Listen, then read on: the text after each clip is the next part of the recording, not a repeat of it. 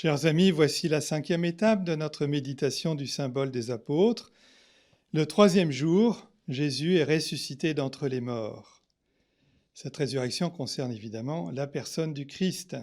Cette résurrection ne prend son sens que dans tout ce qui précède, dans une véritable incarnation, car s'il n'y a pas d'incarnation, il n'y a pas de mort, il ne peut pas y avoir de résurrection.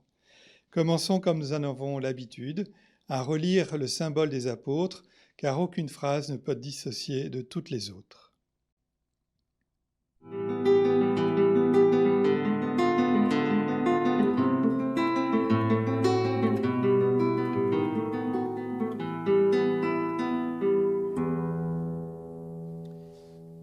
Je crois en Dieu, le Père Tout-Puissant, Créateur du ciel et de la terre, et en Jésus-Christ, son Fils unique, notre Seigneur, qui a été conçu du Saint-Esprit, est né de la Vierge Marie, a souffert sous Ponce Pilate, a été crucifié, est mort et a été enseveli, est descendu aux enfers, le 3e jour est ressuscité des morts, est monté aux cieux, est assis à la droite de Dieu, le Père Tout-Puissant, d'où il viendra juger les vivants et les morts. Je crois en l'Esprit Saint, à la Sainte Église catholique, à la communion des saints, à la rémission des péchés, à la résurrection de la chair, à la vie éternelle. Amen.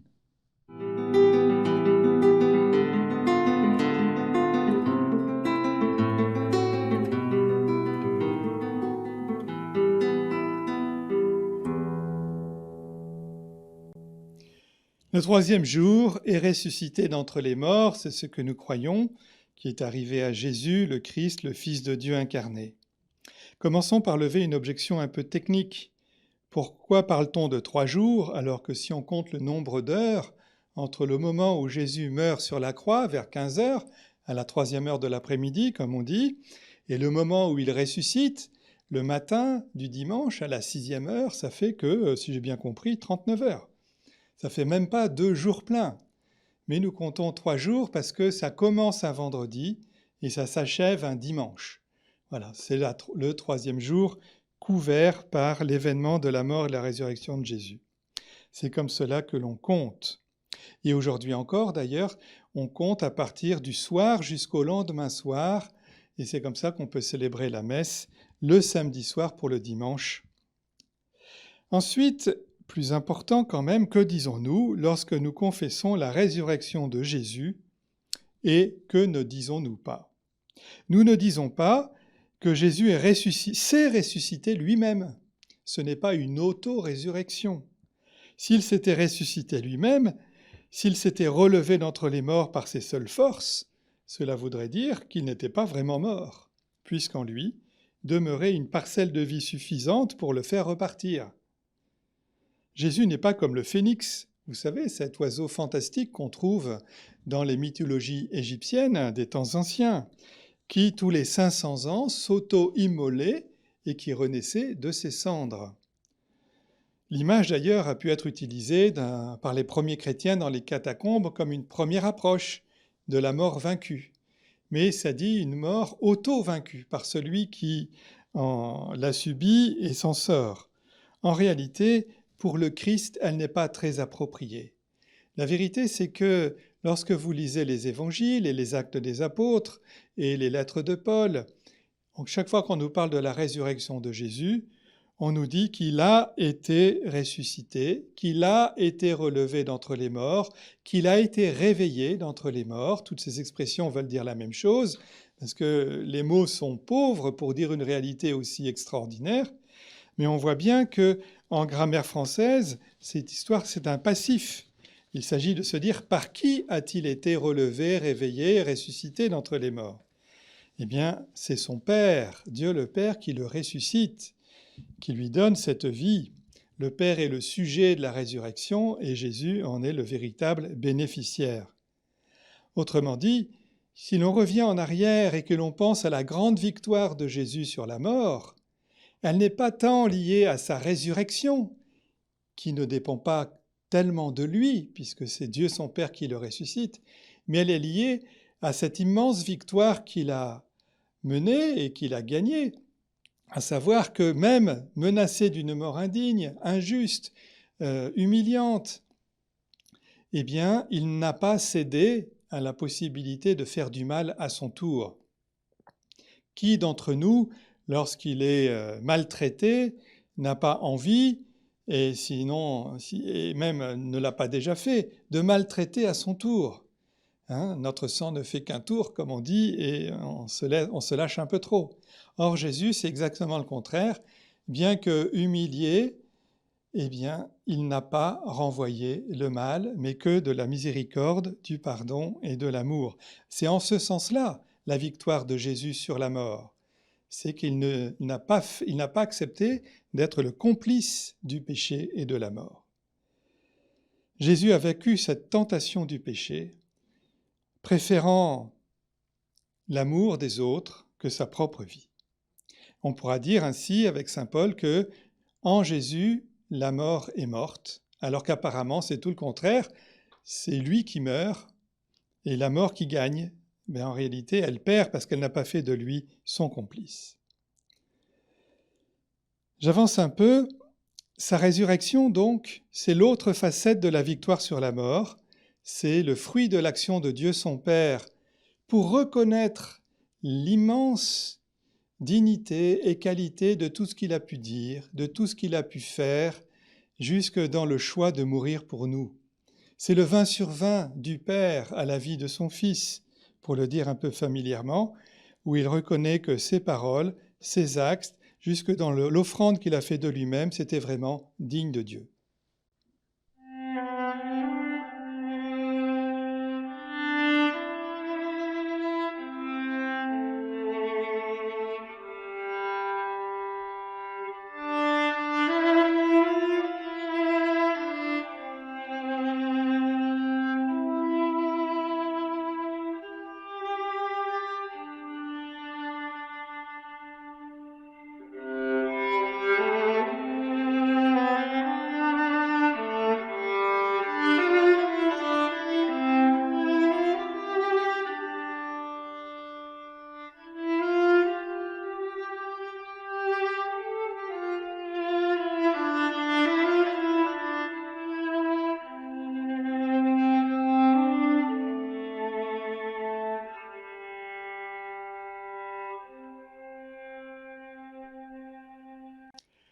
Les récits de résurrection, évidemment, il faut y venir, nous apprennent beaucoup sur ce qui est arrivé à Jésus et sur ce qui nous arrivera si nous bénéficions nous aussi de la même grâce. Nous pouvons l'espérer puisque le Christ est mort pour que cela nous arrive à nous aussi. Alors retenons quelques-uns des récits majeurs, car il faut sans cesse revenir à la source. Souvenez-vous d'abord de la première expérience du Christ ressuscité. C'est dans l'évangile de Jean, au chapitre 20, Marie-Madeleine, qui était là au pied de la croix le vendredi après-midi, qui a repéré où on avait mis au tombeau Jésus, et qui arrive le dimanche matin après le sabbat, car cette année-là, nous dit saint Jean, était une année exceptionnelle, le jour de Pâques tombait un jour de sabbat. Eh bien, cette année-là, après le samedi, puisqu'on ne pouvait pas se rendre ni rien, avoir aucune activité, Marie-Madeleine se rend au tombeau pour l'embaumer. Elle vient auprès d'un corps qui est mort pour mettre les mains sur ce corps et faire les soins adaptés par respect pour cet homme, mais aussi dans la tradition juive. Et souvenez-vous que les mages avaient apporté non seulement de l'or pour le roi et de l'encens pour la divinité, mais de la myrrhe pour celui qui allait connaître la mort. Et la myrrhe sert, ça fait partie des huiles essentielles, des onguents qui servent à traiter le corps des morts. Et voilà que Marie-Madeleine s'aperçoit qu'il n'est pas là, le corps n'est plus là. Elle est toute surprise, elle voit deux anges qui lui disent « mais il n'est pas là, il est ressuscité ». Alors elle se retourne, elle voit quelqu'un qu'elle prend pour le jardinier, et parce qu'elle ne reconnaît pas alors que c'est Jésus. Et elle lui dit « mais si c'est toi qui as pris le corps, dis-moi où il est, que j'aille m'occuper de lui ». Et à ce moment-là, cet homme qu'elle ne reconnaît pas et qu'elle a pris pour le jardinier lui dit « Marie ».